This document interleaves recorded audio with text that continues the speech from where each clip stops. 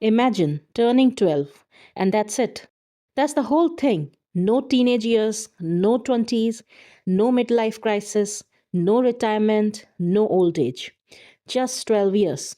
And then nothing. That sounds like fiction, isn't it? That was the actual average lifespan of one of your direct ancestors, not a distant cousin species that went extinct and left no mark.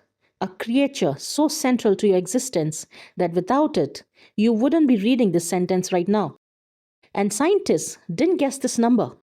It's written into the bone, into teeth, into skull fractures, with tooth marks still in them, into a foot bone with a crocodile bite, frozen into the fossil for 1.8 million years.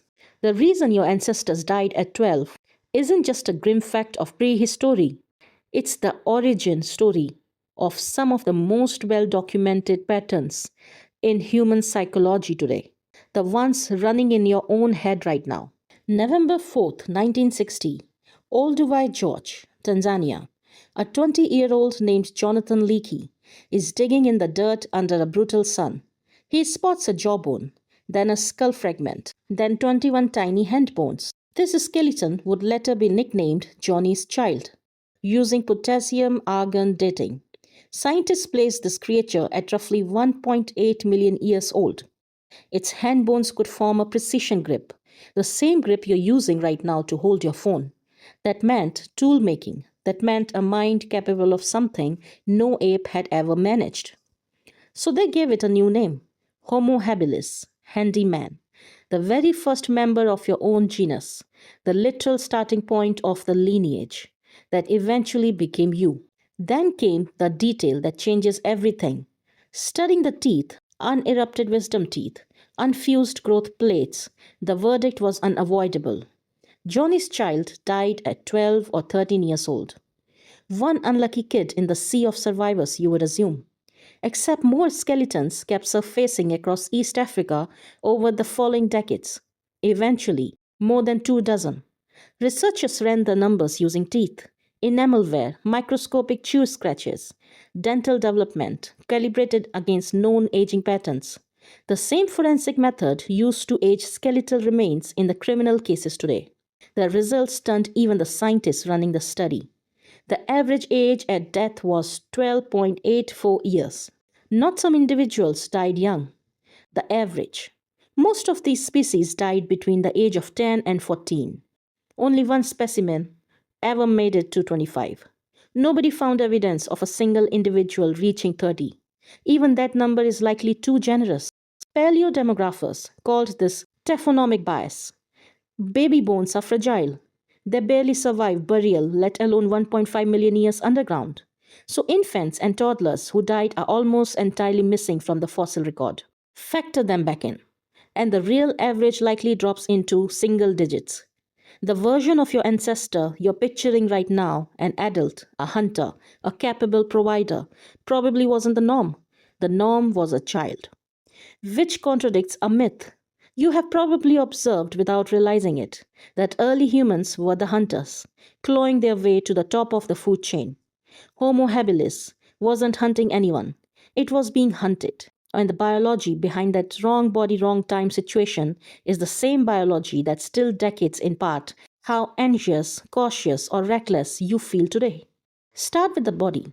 3 to 4 feet tall, smaller than its own ancestor, its brain had grown to roughly 600 to 700 cubic centimeters, bigger than a chimp's, but brain tissue is the most metabolically expensive tissue in the body.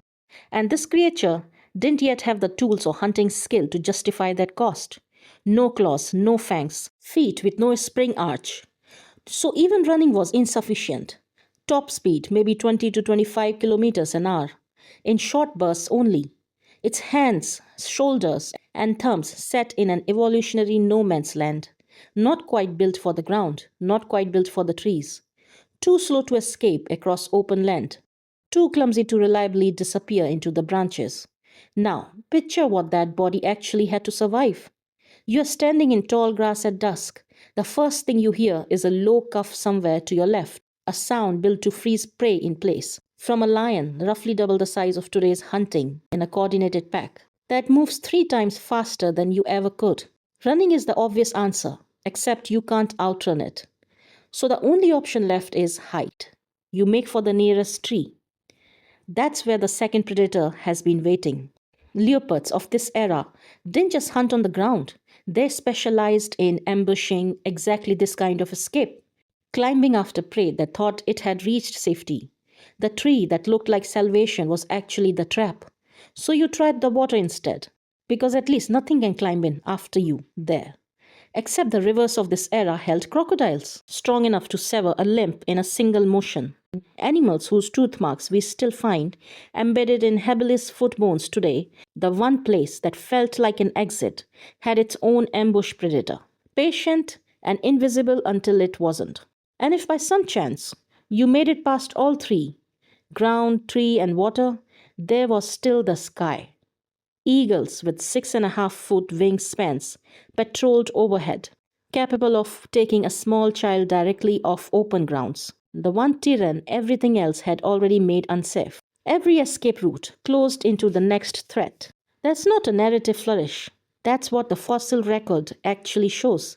Skull fractures, matching leopard bites, leg bones with crocodile puncture wounds. A skull punctured in the exact pattern of a predator, built to crack it open. Paleoanthropologists have been reading this like a crime scene for over 60 years, and the verdict has not changed. There was no safe direction. Some threats didn't need teeth at all. Scientists studying tooth enamel found linear enamel defects, permanent scars that form when a child's body goes through extreme physiological stress, starvation, infection, anything severe enough to interrupt normal development. These defects cluster around two specific ages, infancy and again around 3.5 years old. Right at weaning, the moment a child loses the immune protection of a mother's milk and is thrown into a world of bacteria and scarcity with a body that is not ready. For a lot of these kids, that alone ended things before a single predator was involved. Which raises the real question underneath all of this. Why didn't evolution just build a tougher version? Slower growing, more durable, made to last? Because in an environment where you would statistically likely to die young, no matter what you do, biology stops investing in long-term maintenance. Evolutionary biologists call this a fast life history strategy. When mortality is extremely high and unavoidable, natural selection rewards growing up fast, reproducing early, and taking risks. Because playing it safe does not make you safer. It just increases the odds you die before passing anything on. That single principle is also why your own brain behaves the way it does as a teenager. Psychologist Lawrence Steinberg's dual systems model of adolescent development shows that the brain's reward-seeking limbic system matures year before the prefrontal cortex, the part responsible for impulse control, finishes developing. It looks like a design flaw. It isn't.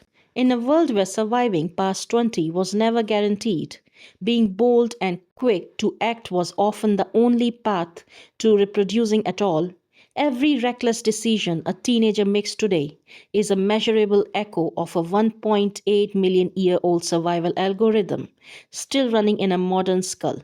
This is also where the story becomes a direct explanation of something you explained personally. As this creature's descendants evolved larger brains, they gained a capacity no animal before them had. Understanding that death isn't just a possible danger in the moment, but a guaranteed future event, arriving regardless of anything you do. Psychologists Jeff Greenberg, Sheldon Solomon, and Tom Zinski built an extensively tested framework around this called terror management theory, drawing an anthropologist Ernest Becker's earlier work on the denial of death. Their research, replicated across hundreds of studies, shows that a striking amount of human behavior, religious belief, national pride, career ambition, even the intensity with which people defend their opinions online, functions as a psychological buffer against the awareness of that guaranteed ending. Identity, legacy, and belief systems act as armor against a fact no amount of intelligence can undo. That fear didn't begin with modern humans.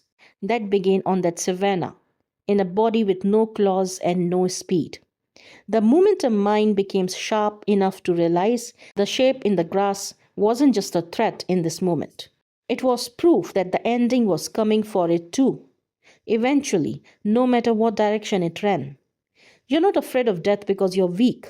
You're afraid of it because a 12-year-old ancestor of yours was the first creature on earth, smart enough to notice it was inevitable, and paid for that awareness with everything except the ability to pass it on to you.